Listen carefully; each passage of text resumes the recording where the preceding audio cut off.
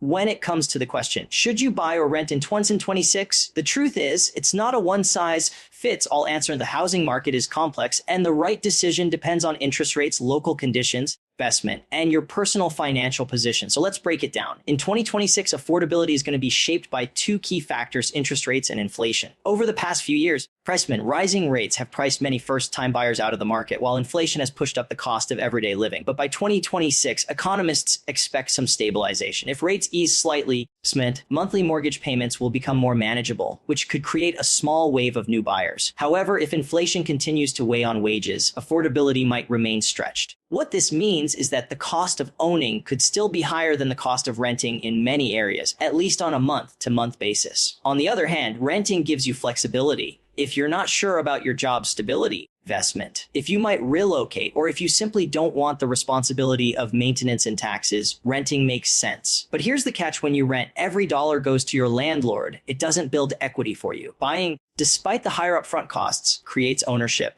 It's like forcing yourself to save by paying down a mortgage. Over time, your home can appreciate in value, and you can use that equity as leverage for future opportunities. The trade-off is clear: renting is easier in the short term, buying rewards you in the long run. Now let's talk about geography. The US housing market in 2026 won't look the same everywhere.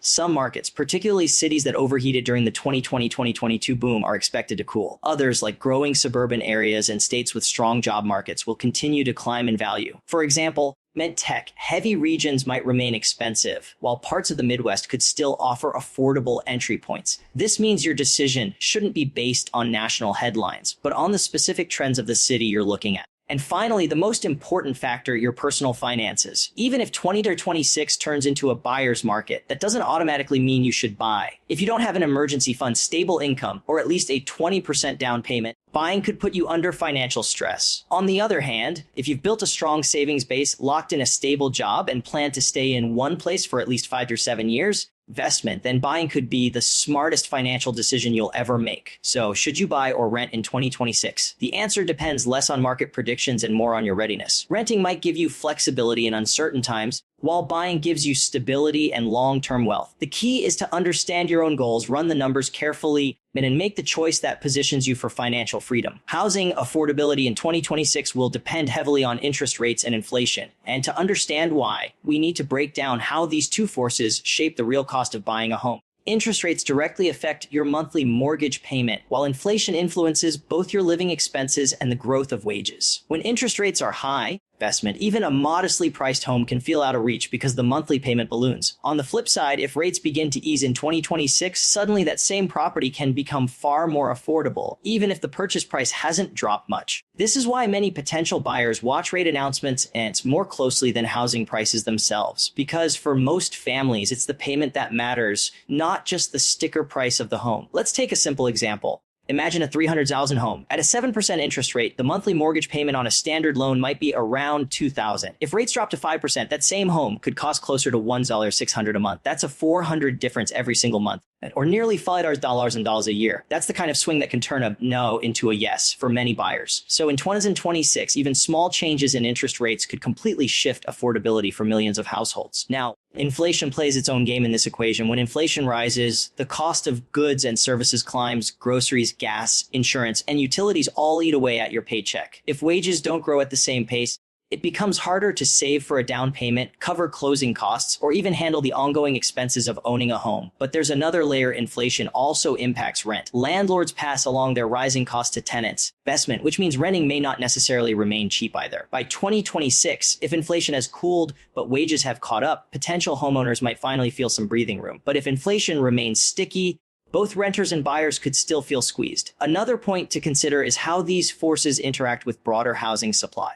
High interest rates discourage some sellers from listing their homes because they don't want to give up their existing low-rate mortgage. That reduces supply and keeps prices high even when fewer people are buying. If rates ease in 2026, more sellers could enter the market, loosening inventory and potentially slowing down price growth. That's when affordability could genuinely improve, not just because payments are lower, but because buyers have more choices and negotiating power. So the affordability of housing in 2026 won't be about whether homes are universally cheaper or more expensive. It will come down to the delicate balance of interest rates, inflation, wage growth, and supply. For anyone considering buying, understanding this dynamic will be the key to making the right move. Renting may offer flexibility while buying builds long-term equity. And this distinction is one of the most important debates people will face in 2026. Renting gives you options, freedom to move, less responsibility for repairs, and often a lower upfront financial burden. For example, if your job situation isn't stable or you expect to relocate within a couple of years, renting allows you to adapt without being locked into a 30-year mortgage. You sign a lease, pay your monthly rent, and that's it. No property taxes,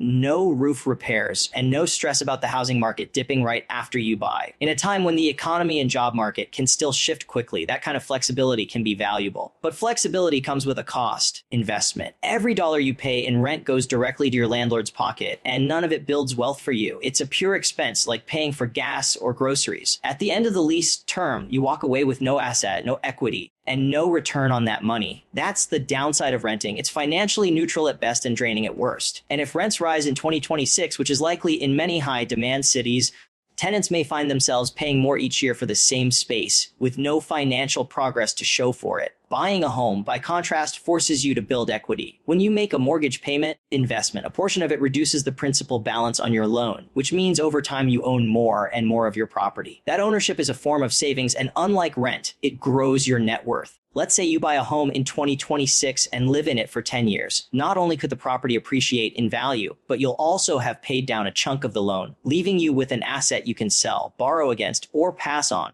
It's not just about having a roof over your head. It's about creating long-term financial stability. Of course, ownership comes with responsibilities. Property taxes, maintenance, insurance, and unexpected repairs all land on your shoulders. A leaking roof could cost thousands, and property taxes often increase over time. But while these costs make ownership more demanding in the short run, they're usually offset by the long-term wealth-building benefits. The key difference is that buying turns your housing expense into an investment, while renting keeps it as a liability. So in 2026, the choice boils down to your priorities. If flexibility, mobility, and lower responsibility matter most, renting will be the right path. But if you want to build wealth, lock in a predictable monthly payment, and create a long-term asset, then buying, even with its challenges, will set you up for a stronger financial future. Regional markets will show major differences in 2026, and this is one of the most overlooked truths when people talk about the housing market. Too often, national headlines suggest the market is either booming or crashing everywhere at once. But the reality is that real estate is hyper-local, and what happens in one city or state may look completely different from another. In 2026, some regions will likely cool down after years of rapid growth, while others will continue climbing because of strong job markets, population shifts, and limited housing supply. Understanding these differences will be critical for anyone deciding whether to buy or rent. Take the big coastal cities as an example. Markets like San Francisco, Los Angeles, and New York saw explosive price growth in the past decade, pricing many buyers out. In recent years, some of these areas have already shown signs of cooling as people move toward more affordable regions or shift to remote work lifestyles. By 2026,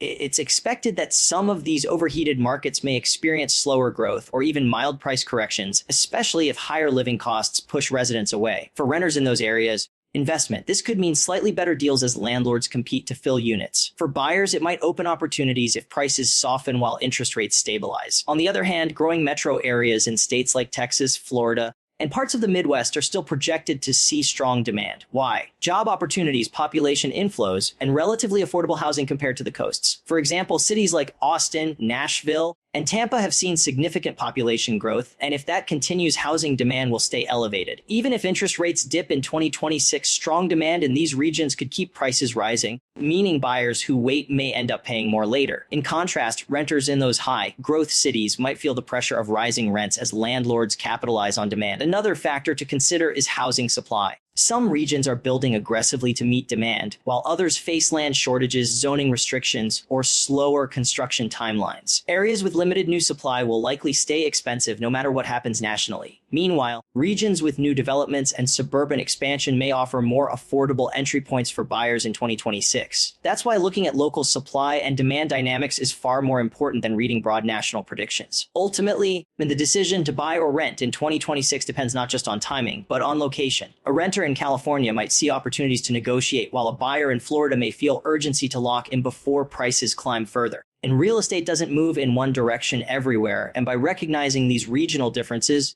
you can make a decision that fits the market you're actually living in, not just what the headlines say. Your personal financial situation matters more than broad market predictions, Investment, and this point cannot be emphasized enough when thinking about buying or renting in 2026. People often get caught up in headlines about housing bubbles, interest rate cuts, or predictions of a market crash. But none of that overrides the reality of your own bank account, job stability, and long-term goals. Market conditions set the stage, but your personal readiness determines whether you should make the move or wait. For instance, but even if 2026 brings lower mortgage rates and slightly more affordable housing, that doesn't automatically mean buying is the right choice for everyone. If you don't have an emergency fund, a stable income, or a decent down payment, jumping into ownership can quickly turn into financial stress. A sudden job loss, a medical bill, or an unexpected repair could stretch your budget thin. Owning a home is not just about making the monthly mortgage payment. It also includes taxes, insurance, and maintenance, and these costs can surprise first-time buyers. If your finances aren't strong enough to handle these, renting may actually be the smarter, safer choice, even if the market seems favorable. On the other hand,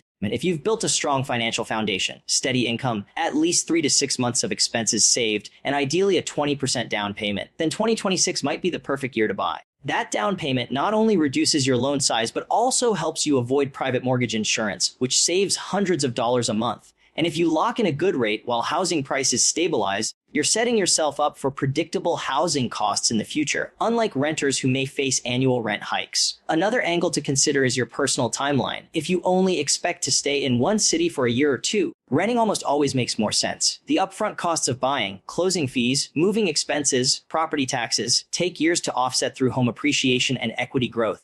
But if you plan to settle down in one place for at least 5 to 7 years, buying starts to become far more attractive. Over that time, you're likely to benefit from appreciation, mortgage paydown, and the stability of fixed housing costs. The key takeaway is that the decision to buy or rent in 2026 is less about whether the market is good or bad and more about whether you are financially ready. A strong personal balance sheet, clear career stability, investment, and long-term goals matter more than any analyst prediction. If you're prepared, 2026 could be your year to buy. If not, renting isn't failure. It's a smart strategy to give yourself time until you're truly ready.